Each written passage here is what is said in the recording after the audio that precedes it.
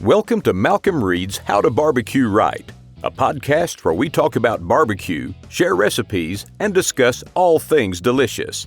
And now, here's your host, Malcom and Rochelle Reed. Hey, welcome back to the How to Barbecue Right podcast. I'm your host, Malcom Reed, joined by my lovely wife, Miss Southern Shell. You forgot talented. She's very talented. All the above. Skilled even. I would say skilled even. We got Tyler running the boards for us today, and we're back to talk more barbecue and what all we've been up to.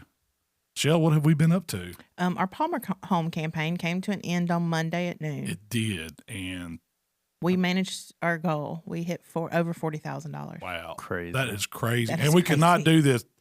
Thank y'all so much Yes, for everybody that donated, everybody that helped us raise this money, bring awareness to the Palmer Home, what they stand for, what they're doing, for the kids in our state, here in our town, Hernando.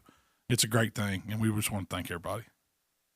Yeah. I want to know who the lucky people are. Do we know yet? Okay. So we don't collect the data. We don't know who donates. We don't know all we know is the money goes straight to Palmer Home, no ifs, ands, or buts. And they send us the data. This person donated this So- much and blah, blah, blah. And they had a big fundraiser this week. So she called me this morning and said they're wrapping it up and she's going to send me all the data. So we will be letting everybody who won know. How are we going to let them know? We're just going to make Shoot it. 'em an We're going to. email, give 'em a Or we're not going to call. do We'll it probably like announce it we're on not going to here, do it on too. the video or on the podcast or something. I think that warrants some. There'll definitely be a personal invite Yes. sent to them some kind of way. So, Good we're excited. We're excited about this event Yeah. we're going to do. It's going to be a VIPP, very important pig picking. We're going to cook a hog and all kinds of fun stuff. And we've got I know we'll have a great group of people. We always do. Last year it was a blast.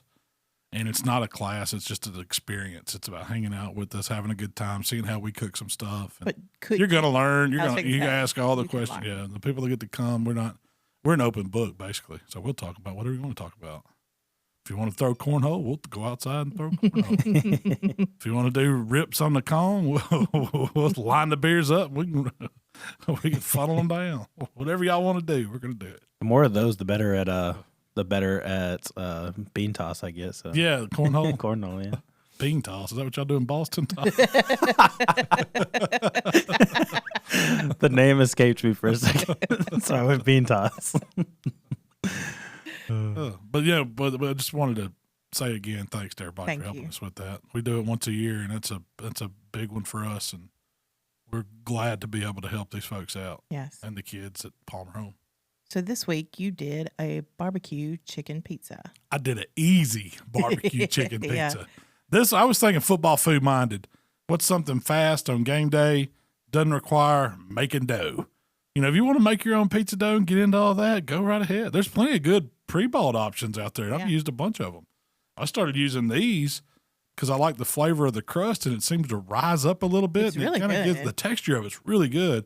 So all it is Pillsbury, like a can of biscuits. They make a pizza dough, or like crescent rolls. Comes in a can. You peel that label back a little bit, whop it real good, pops open. I think that's one of my favorite parts about it. You pop it open. Did you see in the video where you went, woo? Yeah, I always do. It's a little exciting. But It is. then all you do is lightly spray a little baking sheet, spread it out in it, and you can kind of use your fingers and press it out. And I just kind of like keep going until I make a little lip almost on it. The dough stays out. It doesn't draw back too much. It's perfect for a pizza. So what size sheet pan are you putting them in? Because you don't do like the full size sheet pan. No. If you did, you could add 2 crusts and do a bigger one. Yeah. I would say is that considered a quarter sheet pan? Probably. I It's didn't know probably a if you did that. 9.5 by 11 size, like casserole dish or That's something. a good, yeah. Because I've seen a lot of people do them, like make it a deep dish pizza. They'll put it in there and press it up on the sides and kind of make a taller crust. For Yeah, it's more like dish. it's more like a casserole style pizza. But I wanted it to be where it's kind of flat Yeah. and spread out. It makes it thinner, and it gets crispier cooked on that sheet pan like that. It's not a thin dough, No, it's not thin, but but it's not a thick deep either. dish. Yeah. Yeah, but it has like a butteriness. I think it's really good tasting crust. I think so too. But I did barbecued chicken pizza, and so for this one, I seasoned up some chicken thighs, boneless, skinless thighs. Now you could have smoked the whole chicken and pulled it. You could cheat even further by buying a rotisserie chicken. Don't use canned chicken. But I used the best flavors, the char grilled chicken thighs. Char grilled chicken thighs. So I fired up the Weber, kind of 2-zone, seasoned them up with some rub, threw them on there. I didn't like marinate them or anything special. This is chicken thighs right out of the package. I even left a lot of the fat on them because I like that fat. It renders down, gives it some good flavor. And then those things cooked in, Tyler, what was it, 5-7 minutes? It's super fast. Yeah, really, really fast. I mean, as fast as you get them all on there, you go about a minute or two, you turn them. These are the same kind of way I would do chicken thighs back in the day for ancillary contests. I mean, we call it burn-ass chicken because you're just charring chicken thighs. That's all you're doing, boneless, skinless thighs. So once you get them all on there and go 1 or 2 minutes, they get a char on one side, you flip them another 1 or 2 minutes and flip them back. You don't walk away from these because they're cooking fast. And the reason why I kind of do that 2-zone is in case something gets ahead of me, I can move it over and I got that cool spot. So, and you could cook the chicken for this a day in advance. You could cook a big batch of chicken and use it for other dishes too. You can make multiple pizzas with it because I want to say it was like a little small pack, about 6 or 8 boneless, skinless thighs. I did them all and we ate them, like make tacos and stuff with them. But I probably used, for the pizza, it was probably half, I would say. Yeah. So about 3. So that's enough chicken to do 2 pizzas easy. 2 pizzas, yeah. You could probably get 3 out of it, depending on how. I like mine a little heavy on the meat. So I did that. So once you get your chicken cooked, let it cool a little bit, slice it up into thin strips. It's super easy to do. And it's just like kind of fajita size, I would say, strips. Mm-hmm. Like you can make a chicken taco or something with it, a fajita. That's what I do because I like to have that bite of chicken thigh. So you can do it on any grill, this pizza recipe. I did it on a pellet grill, 425. I think that's exactly what it said on the can of dough, wasn't it? It said 425, 25, 35 minutes, something like that. Yep. So I spread my dough out. For the sauce, this is where the barbecue part starts coming in. I done used the barbecue rub on the chicken. I used my white barbecue sauce as the foundation. So I spread that out on the pizza crust. Now, you got to have cheese. So I would use some mozzarella cheese on bottom. That's kind of glues into the sauce. And then I started adding my toppings. I spread out strips of that grilled chicken thigh all over the top. You go heavy. I go heavy. I used red onion that I diced up, and I used sliced jalapenos, the pickled jalapenos out of a jar. Just drain them really good, get the moisture off of them, spread those on it. The only other thing you need is more cheese. So I used 2 kinds of cheese for the top. One was, it was Kraft Triple Blend Cheddar, which I guess it's just got some different flavored cheddars in it, but it's really good. So I sprinkled some of that on, and then I finished off the pack of mozzarella. So if I had to guess, in the recipe, I think, what did I say, 2 cups of mozzarella, 1 cup of triple blend. You can go as heavy as you want with the cheese. It ain't gonna hurt it. Yeah, I always go heavier. You could use the whole pack of shredded mozzarella. If you want to shred some mozzarella yourself, go for that. And then use, if you want to use the whole pack of triple blend, use the whole pack of triple blend. It'd be cheese lovers barbecue grilled chicken pizza at that point. Mm-hmm. So it goes on the recipe. You called for 1 cup of mozzarella and 1/2 cup of the triple. Oh, you need to double cheddar. That. I was trying to keep the calories down. Why would I do that? I don't know. But I used the what's a regular 8-ounce pack says it's 2 cups, right? Of mozzarella. Yeah. And just the regular cheese pack shredded. That's what I used. Store brand Kroger mozzarella. I mean, yeah. So what other toppings could you do? You could put anything you wanted on it. If you wanted to keep the heat down, just use a little bell pepper or a little sweet pepper or peppercini. Ooh, yeah. Banana pepper rings if you wanted to do. If you don't like onions. Yeah, if you don't like onions, leave them off. Yeah. I mean, you could add spinach. Olives, you could add. We've added spinach to it. We've added olives to it. Added artichoke hearts to it. I've added a pretty good bit of stuff to chicken, just the meat part of it. If you want to do a combo meat, do chicken and pork. That would not be bad, I promise you. But the white sauce is the bottom sauce. That's the key. And then when you put your pizza on the grill, you do want indirect heat. You don't want to do it over direct heat. So if you got a grill where your coals are right below it, put you a pizza stone there or get you an offset side, to where you can cook 2-zone it. But you want the grill about 425. It works great on a egg or a ceramic grill. It works in the oven. Works in the oven. You don't even have to cook it. You cook this in the oven. When we first started using these pizza crusts, it was over the summer, and we were making pizzas with Michael and just cooking them in the oven. Yeah, everybody can cook their own little pizza. That's another good thing about it. If you're doing these for game day parties, you can have the pizza toppings, line them out on the counter, and give everybody a roll of these things in a sheet pan and let them have at it. Because it cooks pretty quick. I mean, I think it was right at 30 minutes total was about what it took at 425. You're just cooking it until you can tell first all the cheese is melted across the top. And then the crust around the edge will start pulling off the pan a little bit, and it'll get brown. That's all you're looking for. If you wanted to raise it up, you could, and look at the bottom, but it's going to be done after about that long. So at that point, I took it out, used a spatula, slid it out of the pan on your cutting board, and drizzled the barbecue sauce. That's where you want to drizzle your regular red barbecue sauce over the top. Kind of do a little zigzag pattern or whatever you want to do, and then you're ready to cut it up. And it would serve 2. Yeah, I would think. I mean, if you had other stuff to go with it, maybe 3. But I'm thinking it's perfect personal sheet pan pizza. It's a personal sheet pan pizza is what it is.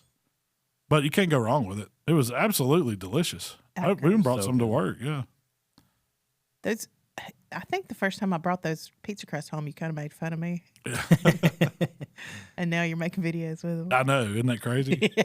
I mean, I've made dough before or bought dough that you spread out. And yeah, it's probably better, but this is like fast, easy. Anybody can do it. Yeah. Don't knock it till you try it because they're really good. And I'm a big fan of using that white barbecue sauce as a pizza sauce. I mean, I like all kinds of pizza. Love them all. But the non-red sauce pizzas are, to me, the best. Favorite? Oh, yeah. So we started buying these, trying to eat a little healthier through the week. These Joseph's, what's that bread called? Lavish bread. Lavish bread. And it's a little triangle. Kind of looks like this crust, but like in a tortilla form. Not triangle. It's rectangle. I'm getting my geometry off. It fits right inside a little sheet pan. Yeah. So we do kind of the same thing. I'll meal prep up a bunch of chicken thighs or chicken breast, whatever, on the grill, and we'll cut them up and we'll, use that meat for the week. Well, you can take these little Lavish breads, put them on like a cooling rack, and then put your white sauce on as the base, a little bit of cheese, put your toppings on it, do the same thing, and pop that either on the grill or the oven right on the rack. If you like a thin and crispy pizza, it's a fast, thin and crispy pizza that's it's personal too. Oh, it is personal. But the great thing about those little crusts is the Joseph's Lavish bread is they're like high protein, low carb. I mean, it's like a keto crust. Yeah, yeah. Man, they are good. And I don't know if it's full blown keto. I just know the carbs are super low in it. So you can eat the whole thing. The protein's high and the calories are low. Yeah. It's like the whole thing's like 120 calories if you're worried about that. But we use how you put all the cheese and stuff on it. Yeah, but sometimes we just use olive oil too for a sauce. Yeah. I used to use that same chicken. I'll throw spinach on it, tomatoes, all kinds of good stuff. Whatever we got. Yep. Makes a quick dinner. And then you let everybody make their own. Michael makes his pepperoni, and we do ours. Talking about you called it burnt ass chicken, and you used to turn it in on the regular and win on the regular when you turn that in. When I say turn it in, I'm talking competition barbecue. Yeah. What's that recipe? Man, the old school recipe, what I would do, I would buy thighs. Whatever store I was at, store brand Zesty Italian. If it was Kroger, it was Kroger. If it was Walmart, it's like Best Great Value or whatever. Yeah. Didn't matter. As long as you're buying the generic Zesty Italian dressing. What is special about the generic? It's cheap. Cheaper than the Kraft. Why spend money on Wishbone or Kraft or Newman's or one of those when what are you doing throwing some raw chicken in it? So I can't tell the difference. That's been my method. This was like a cheap entry for me. Yeah. And I would buy a frozen bag of the boneless, skinless thighs, not the fresh ones. I never did as good with the fresh ones at the store. Really? I don't know why. They treat that chicken too nice. I needed some that had been rough for life chicken, to burn it up. Okay. This could be called hood chicken. It's just grilling chicken, burning chicken thighs. And so I'd buy the frozen bag. Usually I would this would be the night before. Like if I was going to a contest and the ancillary, this wasn't like for main KCBS chicken. This is always ancillary. I would night before, like on Thursday night, they don't do meat inspection on ancillary, so you can get away with this. I would dump all that frozen chicken in a giant Ziploc bag. and I'd put like 2 bottles of that Italian dressing off in there. And then usually I would add a little bit of Worcestershire, a little bit of hot sauce, a little bit of rub, just to give it some color. And then let that sit in the refrigerator or in a cooler on ice for 24 hours pretty much, just soaking in it. Then I would take all that chicken out, throw me out some paper towels like in some large pans or on a rack, and then take that chicken out of that marinade and let the excess drip off, and then kind of pat it dry, get it patted off, and just season it. And back then I would just use the barbecue rub. I didn't even have AP bottle back then. I mean, we probably had some in a shaker, like this is before you had any bottle. Yeah, this really before. I don't even know if I had the barbecue rub. We were just making it and bringing it, but I would hit it with that, and I'd let it air dry a little bit while the grill came up to temp. And most of the time, I was cooking this on one of these little Aussie walkabouts. You see them outside grocery stores. It's the little square-looking grill that folds up on itself. It's got the little bitty basket on the bottom. It's a poor man's Weber. It is. It's poorer than a poor man's Weber. It's a grill that if you have to run and leave it, you don't really care. You know, once you get your bag of charcoal, your 10 pounds of charcoal in it, you get your use out of it. Yeah, you know, I paid $19.99 for that grill. I won more money with that grill. I won a lot of chicken money with that, a lot of chicken checks with the little grill like that. But it would do 1 chimney of charcoal spread out, had a little cooking grate on it. I would kind of keep it 2-zone because I knew it was going to be hot and I was going to need to move the chicken around. And I'd work in batches. I'd throw those thighs on there and do it the exact same way. On the hot side, about 2 minutes, flip them over, get some color on them, about 2 minutes, and then I'd kind of move them over to the cool side, let them kind of finish, and I'd start the next batch and just rotate them in and out until I got them to about 160 internal is where I was taking these. Then I'd take them up in a pan, and in that pan, back then, I used, no joke, Corky's barbecue sauce. I would buy it in a gallon. I would buy it in a gallon jug, and I would pour it in a pan, a half sheet pan, and I would take that chicken that I just got off the grill and dunk it tongs, and dunk each piece in it, throw it right back over the hot coals, and it would start bubbling and charring and got all this great flavor on it. And I'd move it over to the cool side, and then I'd take them to there about 175, 180 degrees. I really didn't care at that point. I just wanted it done. Minimum 175. And once I got all those chicken pieces done, I'd start picking out the ones that were kind of uniform shape. Because, you know, these boneless, skinless thighs, there's no shape to them. It's just kind of whatever it is after they cut the bone out. And I would take scissors, and I'd kind of shape them up to where they all were close to uniform as I could get them. If anything was hanging off, you know, one side had a little piece of meat, I'd cut all that off to where I had kind of that center cut thigh. I don't know what you want to call it. It's the big muscle on the thigh, boneless, skinless. And then I would touch up the sides with sauce, and we would take a bell pepper. I wouldn't turn it in with Corky sauce. I'd usually turn it in with the sauce we made it for a contest. But I'd take a bell pepper, open it up, cut some little teeth-looking things, little jagged edge where it's kind of dressed up a little bit, set that in like the back center of the box, and then we would stand these little thigh cutlets up that were all charred up and sticky and sweet and had all this goodness on them. We just kind of fan them around like dominoes in that box. And of course it had some garnish in it. It was usually like a parsley bed, something like that. And the judges would absolutely go crazy over it. They didn't believe it was thighs. I don't know what they thought it was. It was tender, juicy, charred up chicken. Yeah. And we just started calling it burnt ass chicken. Because that's what it looked like. There was one time you really burned it and turned it in. And won. It was that good. You could just you were cooking it on some huge grill while everybody else was cooking their ancillaries. Yeah. I remember that day. Yeah, it was. I remember you were like, well, somebody said, "You want to try it?" It says, "It's burnt." I was like, "Yeah, well, we're gonna turn it in. That's all we got." Did you pick out the most non-burnt ones to turn in? Of course. Maybe? Yeah. I mean, I might have scraped some of it off. By the time you get scraped off and dip back in sauce and set the glaze again, it's good to go.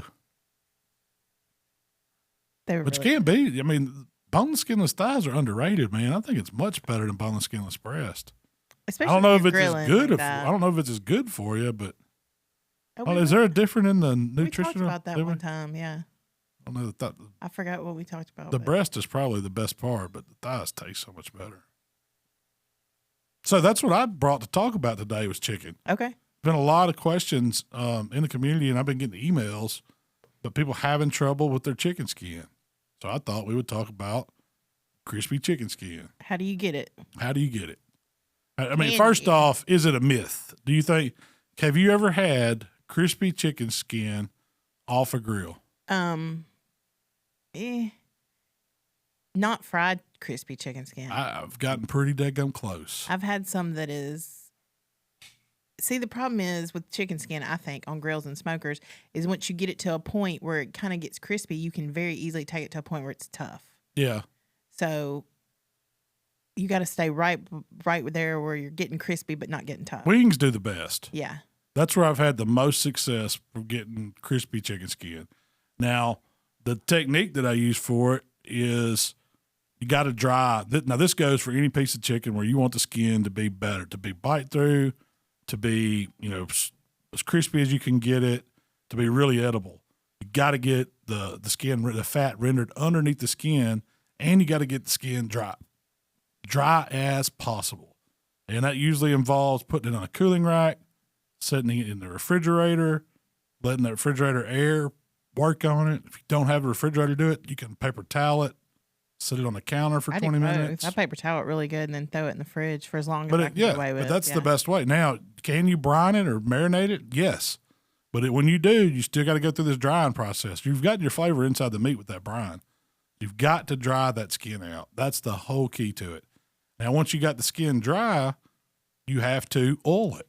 It needs some kind of oil on the outside to help it brown, to help it. I think it kind of helps it fry a little bit. But don't having that use oil on butter. Don't use regular butter. We've tried it. It does not work great. Yes. It changes the color of it, makes it rubbery.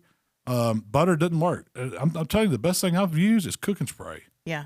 I don't know what kind of chemical they got in there. The duck fat works pretty good too. Duck fat works great, but it's a cooking spray. Yeah, it's a aerosol. I have like peanut oil. I use peanut oil on turkeys and things like that, and it works. But nobody wants to really brush their chicken wings with peanut oil. It's too easy to grab a vegetable oil or a canola oil or duck fat in a spray aerosol form and spray them. So, do you think it's because you get a uniform coating? I think it's just not too heavy because sometimes I've noticed like if I get the turkey skin too heavy with peanut oil, and that's where I've done it with the butter and it doesn't work. I mean, you can drizzle butter over it as it's cooking and it works, but coating in it, the meat's usually too cold, so it changes that butter back, to solidifies it, and it just doesn't do right. Yeah. It's you'd have to, if you had a butter-based oil, it would probably work. Like Butcher's, some of his grilling oils or some of that stuff, that whirl butter that we use for the Blackstone, that would probably work. But stick with the cooking sprays. That's the best way.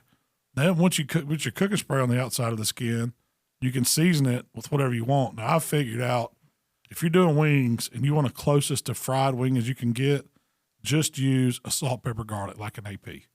Don't put any barbecue seasoning on it, no sugar, salt, pepper, garlic. And keep it kind of light. Yeah, you don't have to get heavy with it. You can get all your flavors on your back end. You're going to get that from whatever sauce you decide to toss it in. Or, if you want to re-season it, you can toss it in a little butter and re-season it. It sticks really well, but it preserves the integrity of that skin. So once you get it seasoned, I still let it set for another, 10, 15 minutes before it goes on the grill to kind of, the oil's on it. It's going to penetrate some. It's going to help the seasoning stick. We've got our salt, pepper, garlic on it. Now, this is probably as important as drying the skin. What temperature you're cooking chicken at that you want the skin crispy on a grill. It has to be upwards of 300 degrees. Usually for a contest, I run 300, but I'm not trying to get crispy skin. I'm trying to get done bite-through skin. If I want crispy skin, I'm usually starting at 325, 375, even 425. I've had probably the best success when I'm getting a fried chicken wing at 425. That's been on what grill? On a pellet grill. On a pellet grill. They still get good flavor from the grill itself. Yeah. And the skin, the texture on the skin is perfect. And it will be a lot like a fried chicken wing. And I don't know if you could, you can definitely tell it hasn't been deep fried. Yeah. But the texture is there to where you get, especially if you decide to wing sauce it. So that's my absolute best way. Now, when I cook them at 425, the difference is 325, 350, 425, whatever is time. I know that I can cook a whole wing in 1 hour at 425. It's a 1 hour wing every single time. If I lower that temp, it's going to increase that time. So if you're going to 350, you're looking at about an hour, 25. If you take it down to 325, you might get a little more smoke flavor at that, but it's going to take 2 hours. It just increases it like that. Are you going to get a crispier? No. Are you going to get the crispy I think skin you at get that lower the temp? crispiest when you're cooking it at 425. That's where I like to cook them at. Now, some people's pellet grills don't like to operate that high, and that's what I suggest. If you got one of the higher end pellet grills, it'll do it fine, But some of the less expensive entry level models, you might struggle getting that grill to do that. And another thing with wings, if you've got a pellet grill, don't think you can just put every square inch of it with the wing on it. They're not going to work like that. You got to give that thing room to breathe. Yeah. Air's got to move around it. So don't overcrowd it. Just cook them in batches. And if you've got it loaded down, you're going to have to the outside wings tend to get more done. You've got to kind of rotate them a little. Now, here, I got one other little tip for you. When you are seasoning that wing with the AP, you can add a little cornstarch. Now, if I was doing, say, a family pack of wings, I'm probably going to season them with about 3 tablespoons of AP is what I'm going to put in the shaker. And then the cornstarch, I'm going to put 1 tablespoon of cornstarch. So not much. Not much. Your seasoning It's is a going to third, outweigh. One third, yes, wholeheartedly, yeah. You don't want a heavy, because you can taste that. It doesn't cook. Now, I've done them before where I've got them too cornstarchy. And they're crispy. They're crispy. It gets them super crispy. But you still leave that cornstarch flavor. Now, if you get that ratio down, it works so much better. So I've found, if I'll do a 3-to-1 type on mine, it does a whole lot better for doing wings. Now, you don't have to. They will still get crispy just with your cooking spray and your seasoning. But if you really if you're struggling, that's where you want to be. You want to add just a touch of that cornstarch. I'm going to try that next time I cook wings. Try the cornstarch. Yeah. It works. It flat works. I want to bring up the Vortex and the charcoal grill. That's another great option. Yeah. It works fantastic. I do the same technique with chicken. Dry the skin really well, get the oil on it, get your seasoning on it, and now you can go to the Vortex. So how do you set up a Vortex? So a Vortex is kind of like this metal cone. That's all it is. It's a metal cone. Yeah, it's a metal cone, thin aluminum metal, I don't know what kind of metal it is. It'll be stainless or something. I don't know. Sheet metal. It's whatever. Yeah. It's a metal. It's open at the bottom and it's open at the top. They work fantastic on round Weber-style charcoal grills, but any kind of grill that has that shape, they work fantastic on. You do have to buy them according to size of your grill. They have small, medium, and large. Most of the time, the small is all you're going to need. Even on your bigger grills, the small flat works. The small works, yeah. I don't recommend even buying the large one. I don't even know why you need it. I did that, and the first one, I want the big one, but it was way too big for my Weber.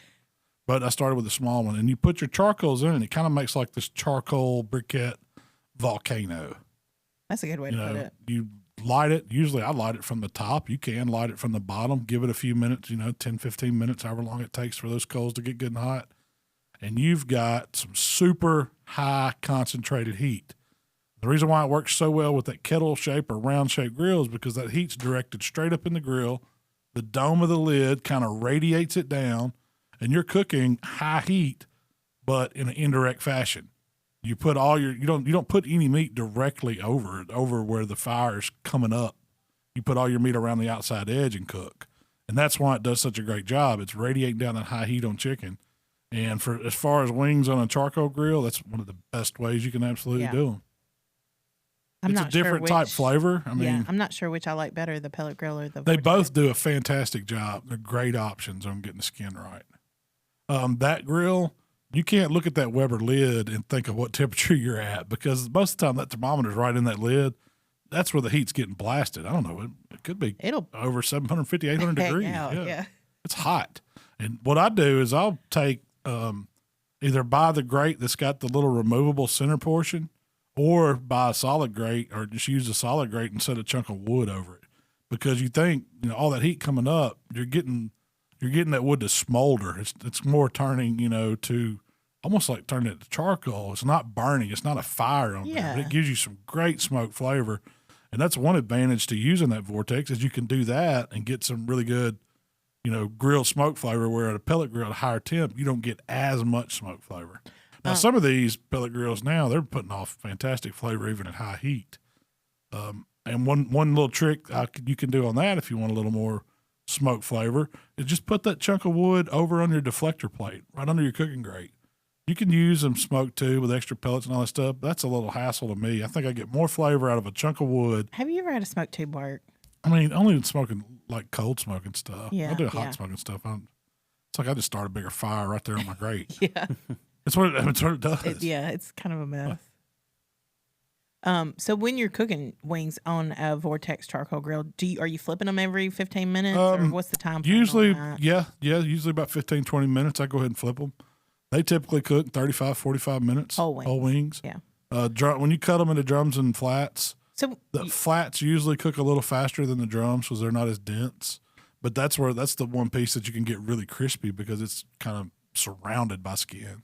So if you're cooking on the pellet grill and you're cutting them into flats and drummies, does that change your time? Yes. They don't cook near as long. Like that hour, it might be a 45-minute wing. See, it depends on the size of your chicken too. That's why I like cooking them whole because I think I get it slows it down a little bit because they're bigger. And that skin kind of keeps it juicy on the inside. So when you bust these open, there's a ton of that rendered chicken fat. It's keeping that moisture in there, and it's super good. But when you cut them, you're going to lose a lot of that. They will cook faster cut up. So I would say the best bet is Temple. Now, when is a chicken wing done? Everybody knows white meat, 165. To me, a chicken wing is nowhere near done at 165. It's safe to consume. Nothing wrong with it. You don't have to worry about getting anybody chicken sick. But as far as being the best eating wing you ever had, man, you got to take them dudes up closer to 200 degrees. I want my chicken wing to jump off the bone to where I'm not having to fight it. All the fat's rendered on it. The skin's right. And that's what cooking them longer to a higher temp does. And a little handheld thermometer will save you on that every time. Like, I'm definitely 185, but closer to 200 is a better wing. And I've even taken them to like 205 sometimes. Tyler, that changed your wing game when you did that, right? Yeah, we did it right after we had Mikey on and stuff. We were talking about it, and the only thing that we did different is I'm pretty sure we had the grill kind of low, like at 325. Mikey likes cooking his 2 hours. He's a 2 hour wingman. And I will say I can tell that the skin definitely did not get as crispy. Yeah. Like it was not.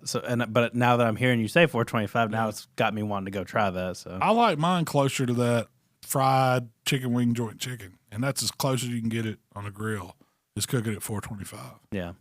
So when you pull it off, you've seasoned it, salt, pepper, garlic, cooking oil, but that's it. That's it. That's all the flavor's been on it. The grill and AP basically. This is where you can change it into whatever flavor you want. Now, I usually do this no matter what flavor I'm doing. As soon as they come off the grill, I'm putting them in like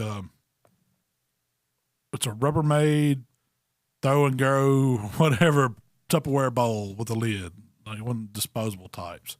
I'll put about 6 whole wings in there. I usually have me some melted butter from the microwave. I'll put a couple tablespoons of that in there, hit them with a little more AP, and toss them in that and get them out. Because what that does is that crispy skin you've got just gets that flavor right on it, and it's like seasoning French fries hot out of the grease.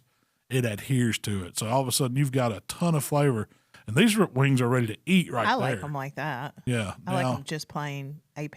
But I'll have a couple of those bowls set up in whatever size sauce I want. If I'm doing buffalo, if I'm doing an Asian style, if I'm doing my jerk wings, if I'm doing a lemon pepper. I mean, I'll have other bowls set up where I can take those wings and go back in them and give them a quick toss and put them back in a pan and limit the time they're closed up because I don't want them to steam at all. I want them to be open to where they'll stay crispy. Now, you can't, what I have not, or what I don't like is saucing them and putting them back on the grill. It totally changes the wing. You'll never get the skin back to as crispy as you want it. Soaks the flavor. It seems like you hadn't put any sauce to it or whatever. It just absorbs it. They taste okay, but it's not the kind of wing I want. I think it's so much better if you take them up to that high tip, give them a gentle toss and whatever kind of flavoring you want, and then set them over to the side. Now, if you want a barbecue wing, but a dry rub wing, doing that butter, hit them with the dry rub, toss them in that, and you got a perfect barbecue dry wing. Cosmos does a powder, like a buffalo wing powder, yeah. and I like that too. I'll toss them in butter, dredge them with that. Toss them. Yeah, 'cause I like a dry wing too. I like his garlic parm. He's got a garlic parm. I like the Memphis. He's got no. It's not a Memphis. It's a Nashville hot. That one's a little too hot for me. I like it. Yeah, those are really good. It's got a vinegary hot flavor, which is good, but it's hot. So that's my chicken wings, crispy skin. Now we're talking other chicken. If you want like crispy skin on your thighs, you're thinking competition chicken. I've never seen that really work because it seems like it's more of a sauce contest with chicken. So anytime you put the sauce to it, it's not going to regain and hold up to that texture. These judges aren't looking for a fried piece of chicken. And we've tried it all from, having some duck fat in a skillet and taking them off the smoker and putting them in that just to fry the skin and all that. Just never translates. I think you're better off with that super bite through skin. And that's what we do with chicken. We get that from cooking them in butter. Same principle applies. Always cook chicken at 300. Lower temperatures is going to make rubbery chicken. Let's talk about cooking chicken in butter. Yeah. And when you say cooking it in butter. Cook it in butter. It starts out, so, you do whatever you do to your chicken, whether you want to inject it and you rub it and get it ready for the grill. Try to get it dry as possible. I do try to get my skin dry as possible, but I want my skin to cover that thigh. And I'm doing bone in, skin on thighs. Start it out on the grill just to get some smoke on it. This is competition chicken. It goes, trust me, this is the last way. We had another method where we started it in the pan with butter. Yeah. I've since quit doing that. So this is your new method? New method. Okay. Start it on the rack, on a little cooking rack, on the grate. And it needs to go seasoned at this point? Yeah, rubbed and seasoned. Okay. About 45 minutes. Then. At what temp? Did you say that? 300. 300. It goes on the 300 degree part of the grill. Whether if I'm running my stick burner, if it's Jolene or Outlaw, Miss Fancy, and I got it running at 275, that back corner is 300 degrees. Yeah. I know what it is. I learned this from Fire Dancer. He's a chicken expert. He is. On a stick burner. So it goes back there. Then you come out and you have your pan with your butter already kind of melted in it. That way you're going into that. And you take your chicken, transfer it down to that pan. And you can put a little bit more on top of it, cover it up, and that's how you're cooking it in butter. It's like, barbecue confit or something like that. You're cooking it in fat. And that's where you're getting it tender and it's keeping its juiciness. It is softening that skin up, but having it wrapped is causing that fat that's underneath the skin to render, where you don't have to spend all that time scraping it up. It'll render that, and it's going to make it bite through. It's not going to be crispy per se, but it is going to have really, really, really good texture. Now, after that chicken gets up to 190, 195 degrees internal, it's about 45 minutes to an hour and covered. Take it out of that pan carefully. It's going to be screaming hot. And that's where you re-season it. It brings it, so it's going to be really, really wet, moist coming out of that butter. You got to get some more seasoning on the outside to make it look good. It's ugly. So we might take a little pair of scissors and trim it up or whatever. But we set it right back on a little cooling rack after we've seasoned it, and it's going to let it dry out. That's what's going to bring that skin back where it's not soft. Once you pull that chicken out of that butter, you watch your seasoning because you can get real heavy and get real splotchy. It gets real cakey easy. and muddy. Yeah, because it is so wet. All I'm using it for is to touch it up. Yeah. The sides, don't even worry about the bottom because it's setting down. Sprinkle the top, then it goes back on there and dries out, and that gets it right back. Like 5 stage minutes. You want it. Yeah, 5 minutes. Then you go in your warm sauce. You want warm sauce because you don't want it to stick and be too thick. You want it to slide off, and you reset that, dunk it, set it back on the rack. And it'll have like a perfect little shellac over the chicken where you can still see the seasonings. If you've done it right. Yeah. And it goes back on there for another 5-10 minutes, and you're ready. I mean, it's ready to go to the box at that point. It's super. I mean, it's not a difficult process. It's really, really good. It is, but it's not crispy at all. Mm-mm. But it's tender. It's bite through. It's more melting juicy. your mouth. It's melting your mouth skin. That's a great way to say it. Melting your mouth skin. Like you don't want it mushy or overcooked, but the ideal competition chicken thigh, you bite into and it just. That's right. Now I can still melts. The other style of chicken I'm thinking about is rotisserie chicken style. Where that skin, if you cook a whole chicken And Are we talking about like Sam's Costco style? Yeah, that's what I call a rotisserie chicken. You know, when they cook in the big chicken cooking machines, it rotates on a spigot. Now you can achieve that kind of skin, which is semi crispy. I mean, it's got some places that are crispy. Depends on how long it's been sitting in that little yeah, but see, because it steams. Container steaming. When it comes off the grill, it's more crispy than once you've covered it up. But you get that on a whole chicken by doing that same technique as we do to a turkey. Air dry it in the refrigerator, oil the skin, season it with whatever you want to put on the outside of it, like rotisserie style seasoning, herbs, spices, whatever. Cook that whole chicken. You can do it on a beer can. And it will get there. You just got to cook the chicken long enough to get it done. And what I do on those a lot of times is use the melted butter or extra cooking spray because it takes longer. A whole chicken like that, I'm cooking at 300, 325, it's probably going to be an hour and a half, 2 hour cook easy on a whole chicken. Sometimes 3 hours, depending on the size of the bird. So what temperature are you cooking that at? I usually set it at 325, but I've done it at 300. Anything 300 and above, you're okay. It's just going to take longer. Yeah. And that one I'm cooking till the breast is 165 internal. Usually the dark meat's always 175 to 185, something like that. But you can achieve a crispier skin on those by doing the same kind of technique. And it's really good.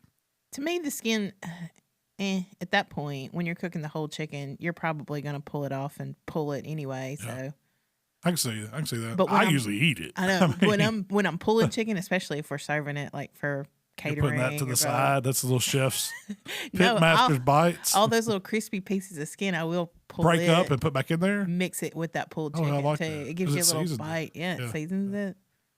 Now, as far as like a breast, skin on breast, trying to get those crispy, I don't even advise doing that. Really, because you're going to dry the breast out so much. I mean, you can cook them high heat. It's just not a piece of chicken that's worth trying to get a crispy skin on like that. I don't think it's worth it. We do them for dinner. We'll cook a boneless, skinless breast, and we'll eat that for dinner. Season that up, get a rub on it, and it kind of puts a little crust on the outside at high temp. But the skin on ones, they just don't do well. Breast, it's better for wings, legs, thighs. That's where I think you're going to shine on a grill trying to get crispy skin. Maybe whole chicken if you like a rotisserie style whole chicken. Every time Thanksgiving comes around, we always get a ton of questions. How do I get crispy turkey skin on a grill? Yep. And my answer is always you don't. Yeah, well, I mean, it works the same way. It works that same kind of way. You gotta get it air dried first. Yeah. That's where a lot of people, they want to brine that bird for 72 or 48 hours. That's fine. That's perfect. I do too. But you also need to let it spend 6 hours in the refrigerator on a cooling rack over some kind of pan to catch the juices. And let that skin get right on the outside. Then you oil it, season it, and it's ready to go. Oh, and it'll make a beautiful turkey. The skin is crispy in spots. I mean, there's so many crevices and turkey wing pits and leg pits and all that where you're not going to get those areas crispy. They're just not. It's not going to get crispy on its back where it's laying. Over the breast, on those wings, you can get those crispy easy. But you just got to know that it's not the same as frying, though. Yeah, it's If you're wanting grandma's fried chicken, skillet fried chicken, you're not going to get that. So you've done Smokafried wings and stuff like that. Have you ever thought about doing a Smokafried turkey? I have. I've never done it, but I've got that. I've actually got that on a list to do. Like, maybe we do that this year for Thanksgiving and try and see how it goes. Yeah. Smokafried turkey. Would you put a sauce on it, or would you just serve it right out of the grease fried? Because to me, it seems like it seems to me like it would need a sauce drizzled over it, like a hot sauce or something, like a buffalo style turkey or something. I don't know. We're going to play with that. I guess you could season it as soon as it come out of the grease and kind of do a dry rub. But if you're trying to do crispy smoker fried, a Thanksgiving style turkey, you're just wanting a smoke flavor. It'll be out of the box And a crispy. Yeah. Best of both worlds. Yeah. We will try it. That is a good one to try. I've never done it. It might blow up in our face. I don't think it would. It's just not going to fry as long. Most of the time you're frying 3 to 5 minutes per pound is what deep fried turkey directions say. But so you're frying one, 45 minutes a lot of times. How do people turn them into rocket ships when they drop a frozen bird in there? Yeah. Now I would, like if I'm going to deep fry my smoked turkey, I'm going to tilt that dude up and get all that juice out of that cavity, because a lot of times the juice accumulates in there. I'm not going to drop that right in my fryer. I'm going to turn it and then drop it. I'll do it. We might do it with a chicken first. Let's do a Smokafried chicken first. And move up. Let's scale up. Work our way up. Pterodactyl sized bird. Do a 30-pound turkey. Yeah. But that was my rant on chicken skin. How to get it better. I'm not saying it's going to be the best fried chicken you've ever ate on a grill. I've never had one that is as good as like a fried chicken. Yeah. But I've had plenty that are really, really. I mean, that's our preferred way to eat them. They're better pretty for you. daggum close. They're better for you. It's better for you than that'll make you sleep better, knowing that you've ate something a little healthy. You skip the fried. Yeah, that'll explain why you can drink a 12-pack while you eat 12 wings. It's better than frying them. Look, I left room for drinking this 12-pack of beer. See, I've never had luck like putting it in an air fryer afterwards. Like, I don't know, like it doesn't really change the texture of the skin much for me. Yeah. I hadn't either. No, Shell does buy some of these quick air fried chicken, like they're already like pre-cooked kind of way. Yeah, it's wings that are pre-cooked, and I throw them in the air fryer. They're pretty. They get pretty crispy in there. I don't know. It'll if do I in call a it pinch. Crispy, it's not as good as a grilled or a fried wing. Yeah. Like is it edible? They're like anytizers or whatever. Yeah. Anytizer wings. They got all these different flavors. Yeah. They're tasty. Yeah. Oh, I'll eat them. Chicken wings. I'll eat those rubbery ones if I have to. Still a chicken wing, right? No discrimination on chicken wings. No discrimination on chicken wings. I've been a wing man for a long time. That is one of your favorites. Of the chicken, it's the best part. What is your favorite part of the chicken? Well, I know what you're I gonna like say. thighs. Yeah. I like thighs. Is but Wingstop still? Is Rick Ross still doing the fried thighs? I was gonna go and get me some That was fried back thighs during COVID. Yeah, when there was a wing shortage, everybody was worried about. Yeah. I don't know if they still have those on the menu or not. I hope so. At Wingstop? Yeah. The one in South Haven closed, so I haven't been to a Oh, Wingstop. did it? There's not a in Wingstop in South. There's one in Olive Branch, isn't it? Yeah, that one's still there. Yeah. It's just a trick. I don't know if Rick Ross still owns them or not, but that's who I associate with them. I think so. Real quick, I want to talk to you about your smoked goldfish recipe. All right. Party time snack right there. Nothing says football food like a bowl of smoked goldfish sitting beside you. Well, you kind of did them. I did them for the fantasy draft. Yeah. So we could set them out on the table and we're something to munch on while we're drafting our fantasy football team. And I think all the little. Every one of them got 8. All of them got 8. Man, it's like, all it is making Chex Mix just with goldfish and Cheez-It crackers. You could throw pretzels in You could there. throw pretzels in there. You could throw the nuts in there. You could even throw the Chex Mix if you wanted to. I would suggest do the goldfish though. Go to Sam's, buy the big box. It comes with two separate bags inside that box of goldfish crackers. You need large aluminum pans from Sam's. You need a stick of butter, Worcestershire sauce, rub, and lemon pepper. That's all you need. I've never used. I make it every year for Christmas or Chex Mix, whatever. I've never used lemon pepper. It goes so good in it, doesn't it? Well, I knew it would go with kind of the barbecue and the cheddar flavor. Yeah. So it would give it that little citrusy pop a little bit. Zip. Yeah, it's a zip. It gives it a zip. And all you do is make a barbecue butter is what I call it. You melt that butter in like a little Pyrex glass measuring cup. Add your Worcestershire. Add your seasonings. And I did, like 3 tablespoons of rub. Not quite a quarter cup, wasn't it? And then about half that of the lemon pepper. You don't want Shell's going to verify me. I'm thinking of my quantities. What'd I say? You don't have good memory. I don't. I'm losing my memory. You did a 4th cup of Worcestershire, 3 tablespoons of rub, 2 tablespoons of lemon pepper. I was 1 tablespoon off of the lemon pepper. Not quite half. It's a little extra lemon pepper. Yeah. But then, so you mix all that up. Bring it up or down, whatever your flavor. You mix all that up, pour it over your crackers. Now, you can't just go to whipping it like you're whisking them. You got to fold them. You want to fold them until everything's incorporated. And using one of those large pans makes it easy because you don't make a mess. There's plenty of room in there for them. And once you get that's important because they need the space to dry that butter. That's right. They go at a 250 degree, quote me on that, pellet grill or oven. It could be 275. It ain't going to make or break you 25 degrees there. But I want to say I did 250. 250. Yeah. And it goes for about 1 hour, but you got to stir them every 15 minutes and you just fold them. And what that does, it brings some of the ones that are drying out on the top or to the bottom, and the bottom ones go to the top. And you're just moving them around. And once you're just trying to dehydrate them out. Cook that oil and butter and seasoning in while you cook some of it off, and it absorbs it. You take them out of there and let them air dry for, 10 minutes. That's when you can munch on them. And then you bag them up, Ziploc bag, scoop them in there. And you usually do a quick, as soon as they come out, just like seasoning French fries out of the hot oil, I hit them with a little more rub because they can still absorb some stuff. Mm-hmm. They're still kind of hot and a little sticky. But you want to cook them to where they won't be sticky after they cool off, and that's the whole point of stirring them and moving them around some. You had an idea while you were cooking those to try like a Mexican flavor. Oh, yeah. Using the Grande Gringo, or even like a Cajun flavor using the King Cole. Next, I'm going to do parm, too, like garlic parm. Yeah. You could add Parmesan cheese to that. That would work really good with like the cheesy flavor. Yeah, it would go real good with it.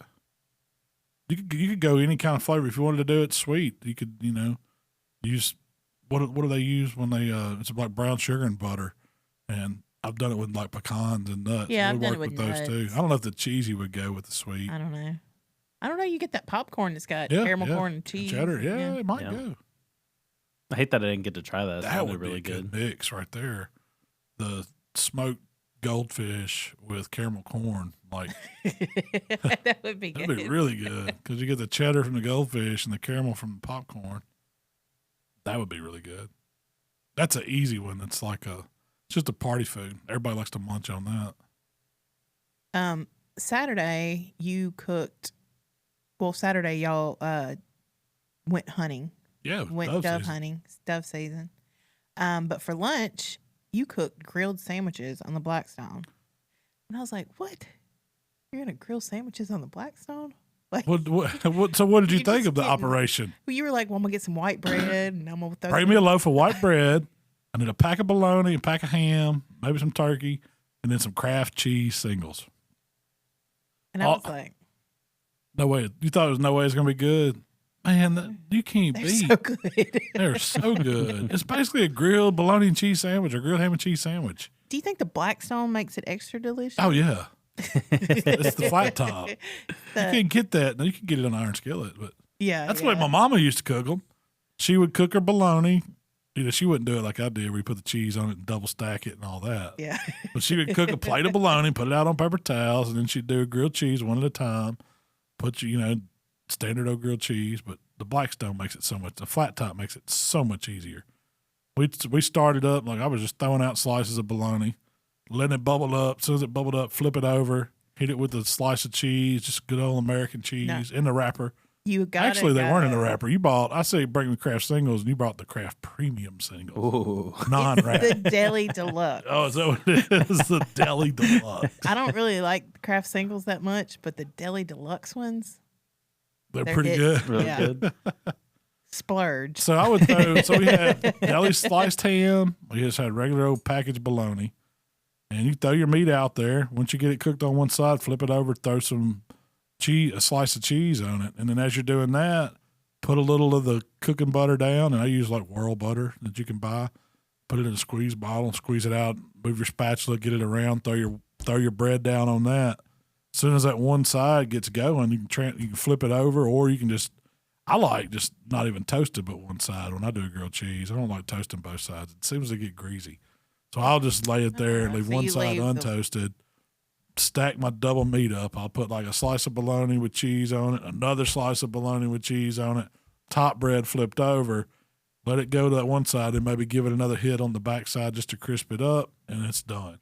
Or you can do bologna, ham, bologna, do a triple stack. Y'all were getting all kinds of varieties.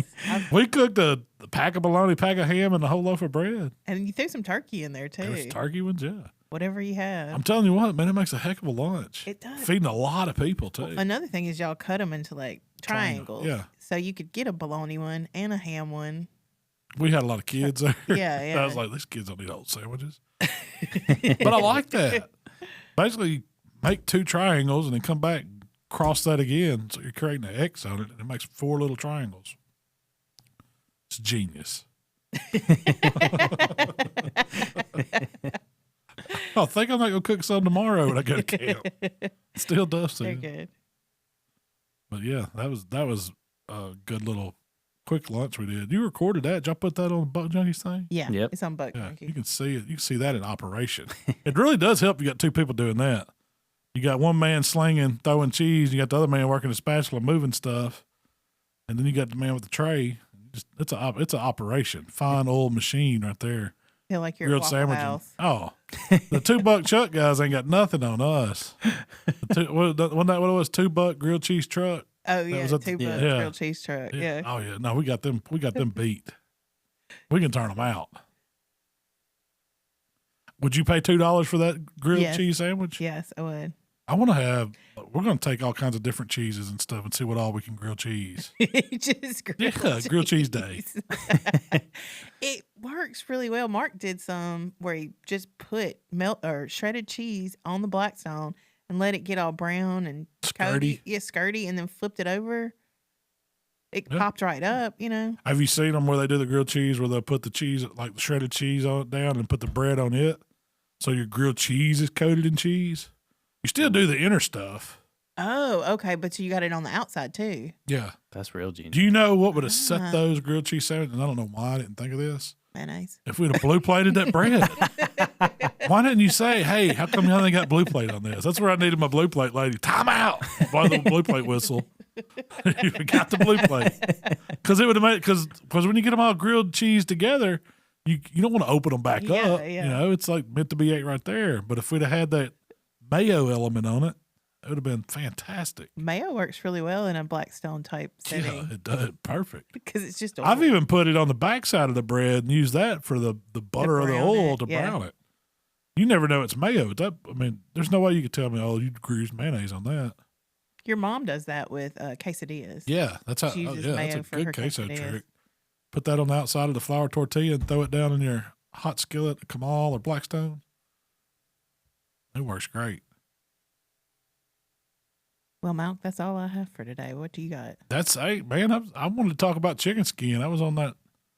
I wanted to Had that. Yeah, I had that on my mind after seeing all these comments and answering a few questions. Oh, I did have this one thing. In the community page, Leroy posted an avocado chicken bacon ranch. He called it a Diablos. It looked like he took an Like avocado. a Diablo sandwich? No, he took it looked like he took an avocado. He didn't have a recipe. He just had pictures. Yeah. It looked like he took an avocado, cut it in half, grilled it. Yeah. Turned it over. In the husk? In the husk. Okay. Then filled it with grilled chicken, just like you grilled the chicken for the Yeah. pizza. And then topped it with cheese and looked like bacon and maybe some creamy sauce. Yeah. And then you just eat it out of the husk. Oh, I bet. I'm doing that. It looks so good. I love some avocado. Man, Kroger had these giant Haas avocados. Juggers are so ripe and good. They were really good. Anyway. Yeah. Have you? I've never seen that. I've never seen But, anyone I grill will. avocado. Yep, I definitely would. I want that. Try that. Well, what do we got coming up? We got the Water Tower Festival this month. Yes, we got Water Tower Festival this month. Anybody's in town in Hernando, they want to come through and check. The contest is full. You can't get in the contest. And this is not by our doing. They gave us 35. We can get 30.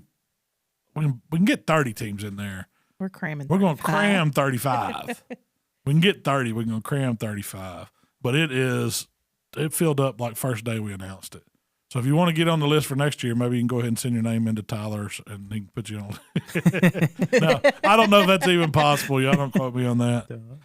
But Don't do that. but there's more going on than just It's a the craft Smoke fair. Alley, where we're going to be doing the barbecue stuff. It's a huge craft there. It's kind of closing out the Hernando's Farmers Market, isn't it? Is that the last official weekend of the Farmers Market? I think so. I think it's like the. But there's usually over 100-something vendors there selling all kinds of stuff. Malcom Shop will be there. We'll have the shop trailer out there selling all kinds of stuff. They have bands play. There's going to be a band on Saturday Is there a car night.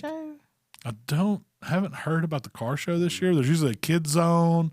There's all kinds of stuff going on. So if you're in or near Hernando, you want to come out, stroll through a barbecue contest, September 24th. see what's happening. Our awards will be right up there on the courthouse lawn, probably about 4-ish that afternoon on Saturday. Then the band will start that evening. I don't know who they have playing. I hadn't seen. It'll be somebody pretty I don't good. know. But it's a lot of fun, and it's September, what's that? 24th. 24th. September 24th, Saturday morning. All right. And is there anything else that y'all have news or that you want to put out there? Tyler, you got anything? Just make sure you guys download Malcolm's favorite app with all of Malcolm's favorite recipes. It's on the Google Play Store and the Apple Store, or you can just go to HowToBBQRight.com. And by the way, we're posting a lot of the TikTok and Shorts recipes over on H2QShop.com on the recipes over there. So y'all give that a look too. That's right. And we've got more TikTok recipes coming out that we've already done some, and they're going to be interested in football kind of food themed. Oh, we're going heavy football there's a food. Bloody Mary one coming out. We're going to talk about that. We're leaning heavy into football foods because it's football time. Until holidays. Did you see the Rams get stomped last night? I did. Buffalo put the smackdown on them. I did. I was expecting the Rams to play a little better than they did. But they should not have got rid of Von Miller, apparently. Anyway, well, y'all appreciate tuning in today with us and hanging out. We will be back next week to do it all again. Everybody have a good weekend. Fire those grills up, and we'll see y'all next time. Be gone.